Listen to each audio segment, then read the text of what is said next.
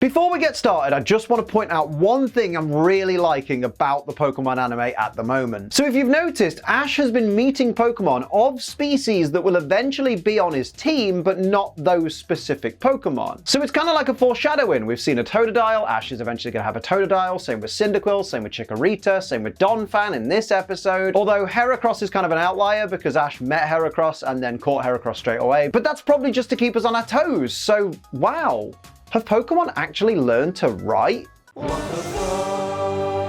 We start today's episode with Ash and friends walking through a huge valley and almost being hit by some falling rocks when Misty sighs and says, more adventure. Mate, I don't know what she's getting all huffy about. She chose to accompany Ash on his Pokemon journey, which could also be called an adventure. So why is she annoyed that this adventure is going to have more adventure? We then see Team Rocket fall off a cliff, but lucky for them, they get tangled up in some vines up in the trees before they can hit the ground. But then another boulder falls and crushes them, and they don't even get to say Team Rocket's blasting off again. They get cut off mid-sentence. I guess Team Rocket are dead. Rest in peace. Roll on Pokemon.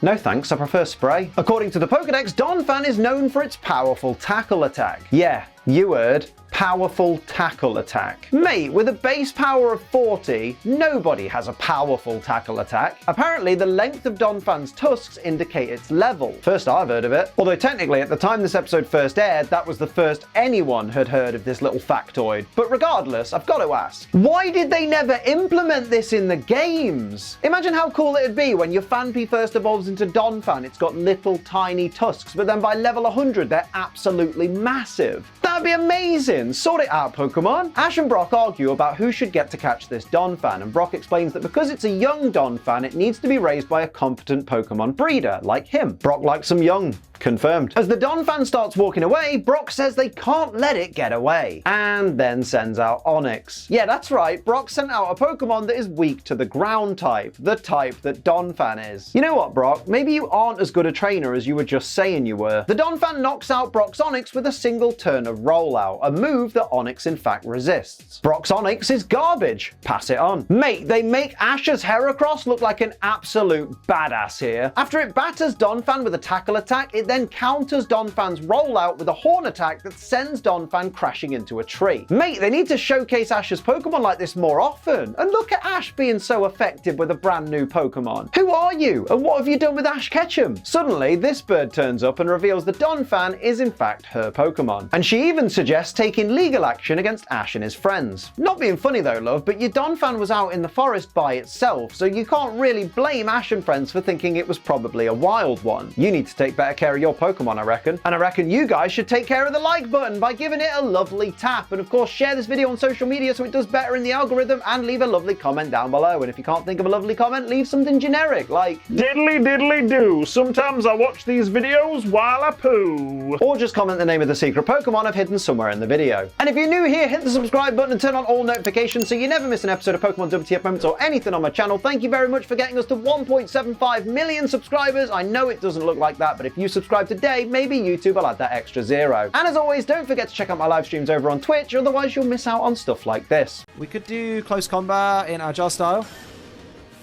Shiny Tangler. Oh, well done, mate. And you got it. Oh, God. I'm going to die. Let me out of the battle. Fuck.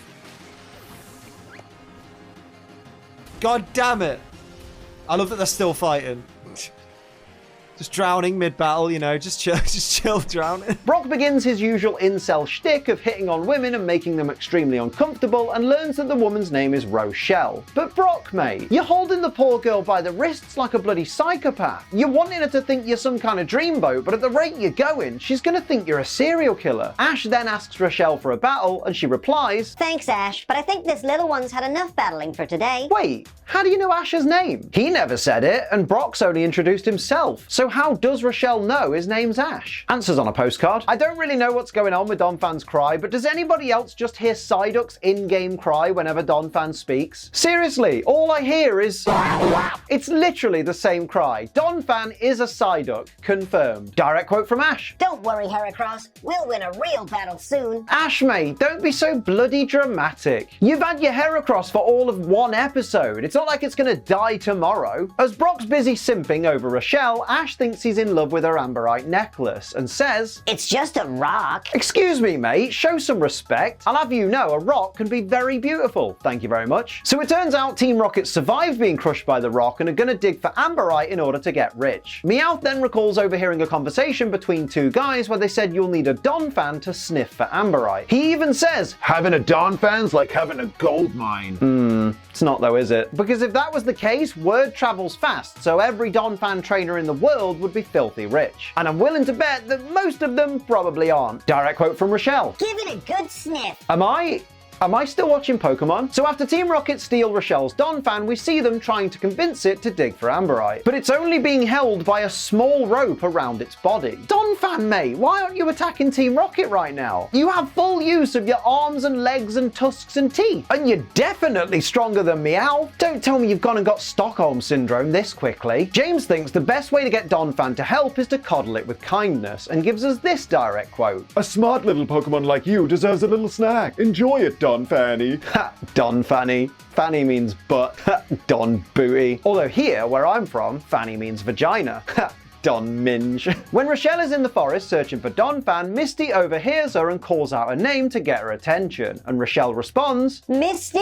"Hang on, I'm pretty sure Misty never told you her name either. First you know Ash's name without being told, and now Misty's. This can mean only one thing. Rochelle is a psychic." Confirmed. When Rochelle's describing who took her Donphan, she says it was one guy, one girl, and a talking Meowth. And of course, Ash and friends instantly recognize that description as Team Rocket. Honestly, I think Jessie and James need to ditch Meowth. Having the world's only talking Meowth really doesn't help you keep a low profile. And as we've seen, it's a dead giveaway for your identities. Although having said that, I do have a question. How is Rochelle so unfazed at meeting the world's only talking Meowth? Like she's not even shocked in the slightest.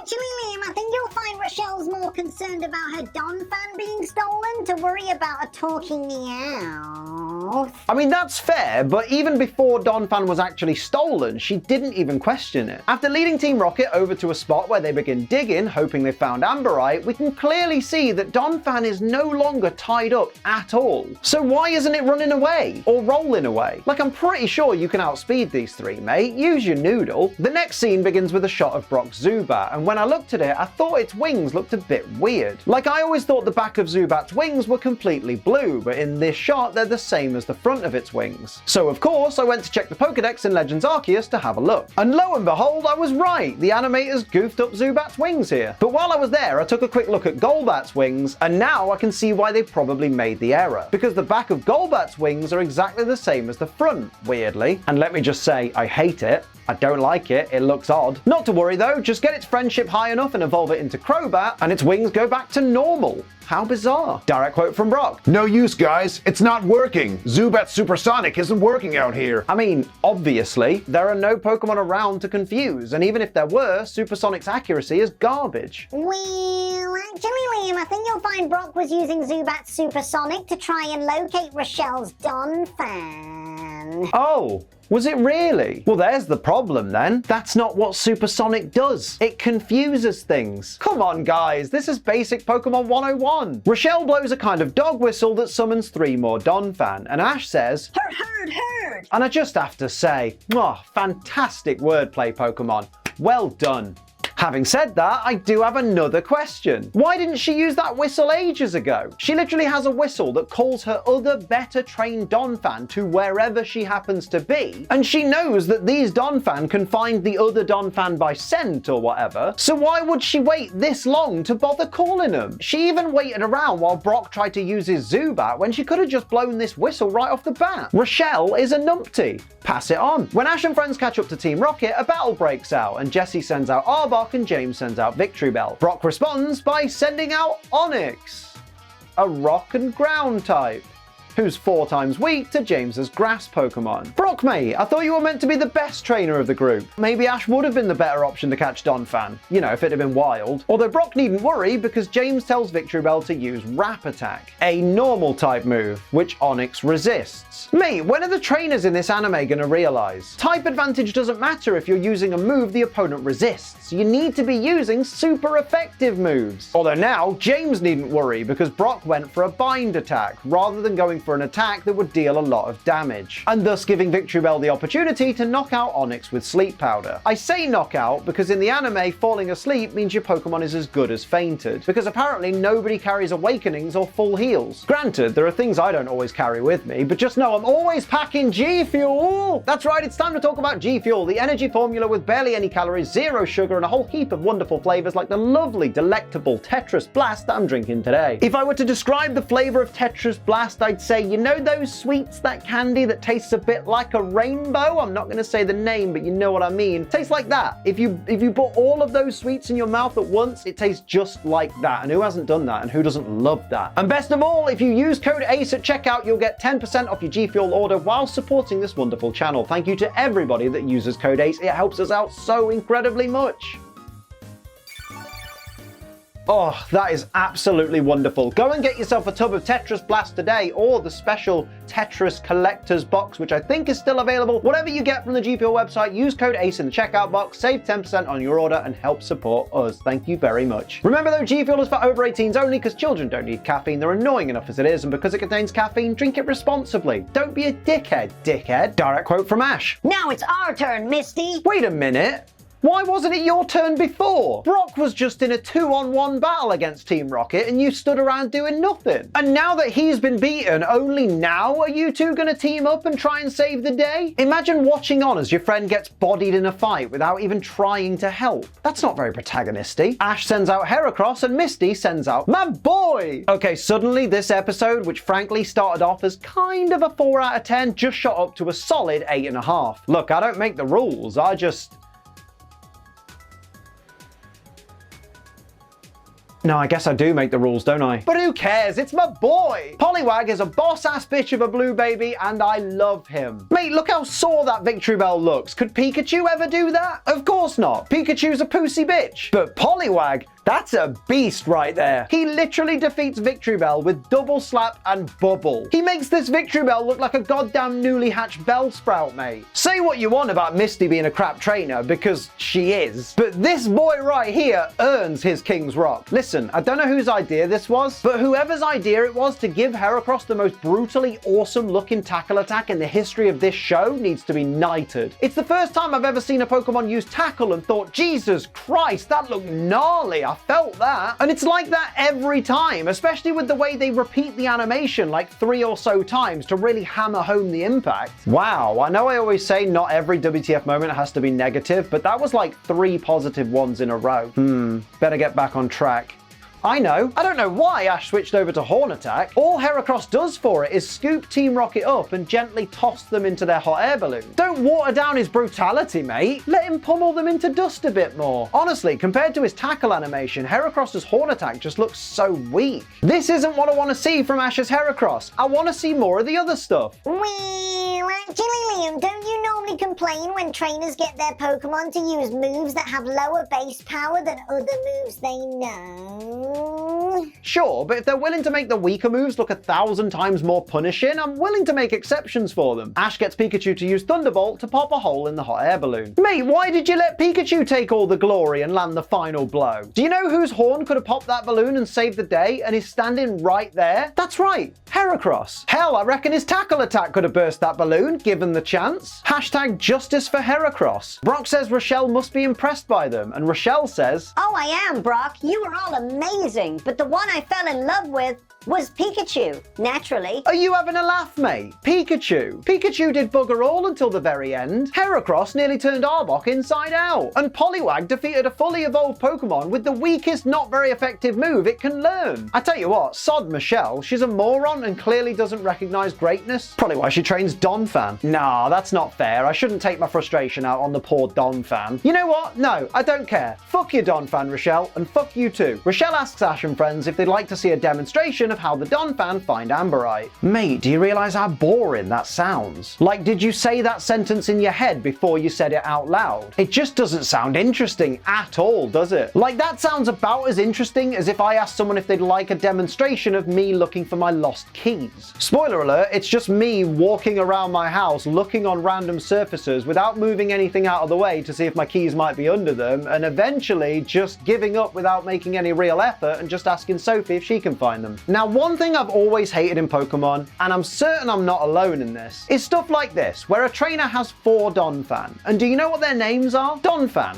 They're all just called by their species name, Donphan. So she has Donphan, Donphan, Donphan, and Donphan, and in this scene she asks Donphan to find the Amberite because it's the most experienced. Great, because that's not confusing at all, is it? As Donphan bashes its head against a wall, Misty realizes that a Donphan digging for Amberite must have been what was causing the rock slides at the start of the episode. Now you'd think, wouldn't you, that if Rochelle does this a lot, you know, gets a Donphan to sniff out Amberite and dig for it as part of their training, which we now know causes rock slides, should have put some signs up, you know, warning passers-by of the danger. What, you're gonna tell me she can't afford to do that? I thought Amberite was supposed to make you rich. Rochelle asks Ash if there's anything she can do to thank him for helping get her little Donphan back. Wow, she's not even gonna thank Misty? Not sure if you noticed, love, but Misty's Poliwag battered Victory Bell, the same Victory Bell that took out Brock's Onix. But somehow Ash is the only one that gets a thank you? Bit rude. Ash tells her it'd really help him get ready for the Johto League if he could have a battle against one of her Donphan. Mate, I know she accepts, but I don't think that's what she originally had in mind. I think she was probably thinking of giving you something carved out of Amberite or something like that. That seems like something that's more in her wheelhouse, but I guess you got what you wanted anyway. Although, I'll tell you what will really help you get ready for the Johto League, getting your ass to Violet City and getting your first gym badge. As the battle begins, Ash sends out Heracross, and whilst it's nice that after playing second fiddle to Pikachu in this episode, Heracross gets another chance to shine, why didn't you use any of your Pokemon that have a type advantage over Donphan? Like Bulbasaur and Squirtle both have moves that get same type attack bonus and are super effective against Donphan, and Charizard is immune to ground type moves. Ash is a numpty.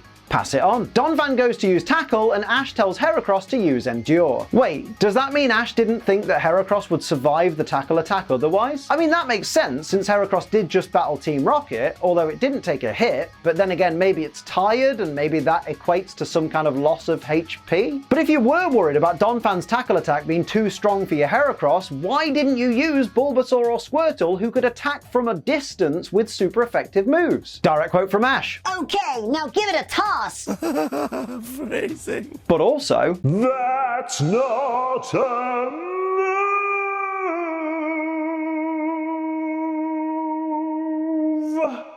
when Rochelle's Donphan uses Rollout, it misses Heracross and veers off the screen to the right, and we clearly see Heracross looking in the direction that Donphan is traveling in. But when Ash says, Heracross, look out behind you! Heracross is, for some reason, facing the opposite way, leaving itself open to be struck by Rollout. Heracross, mate, get your head in the game, lad. After it smacks into a tree, Heracross takes a break to suck some sap from it. Heracross appreciates spontaneous suck jobs. Pass it on. When the battle resumes, Rochelle tells Donphan to use Tackle Attack, and Ash tells Heracross, Heracross, use your head! That's not a Also, that sounds like a euphemism for sucking on Donphan's trunk, if you know what I mean. After Heracross throws Donphan into the air, Rochelle tells Donphan to turn it into Rollout. But before Donphan can hit Heracross with that Rollout, she tells it to use Tackle Attack. So naturally, it just uses Rollout anyway, which makes sense when you think about it. Rollout is a move where you're locked into that move for 5 turns unless something interrupts it, like confusion damage or missing the move. And Donphan landed a direct hit on Heracross, which means it's still locked into Rollout, so can't use Tackle even if it wanted to. Rochelle doesn't understand her own Pokemon's moves. Pass it on. She's probably not too bothered though, because she wins anyway, but it does seem she's not going to reward Misty with a battle for her help in saving Donphan. Yeah, and we all know why. Because Poliwag would absolutely demolish her Donphan. Guaranteed. So those are my WTF moments of Pokemon Season 3, Episode 4. Roll on, Pokemon. Let me know your favorites and any that I missed down in the comments below. Don't forget to like, share, and subscribe. Head to twitch.tv/AceTrainLiam for all of my live streams. I'd love to see you there. And of course, use code ACE for money off GFuel. But until next time, I'm Ace Trainer Liam. Keep on training.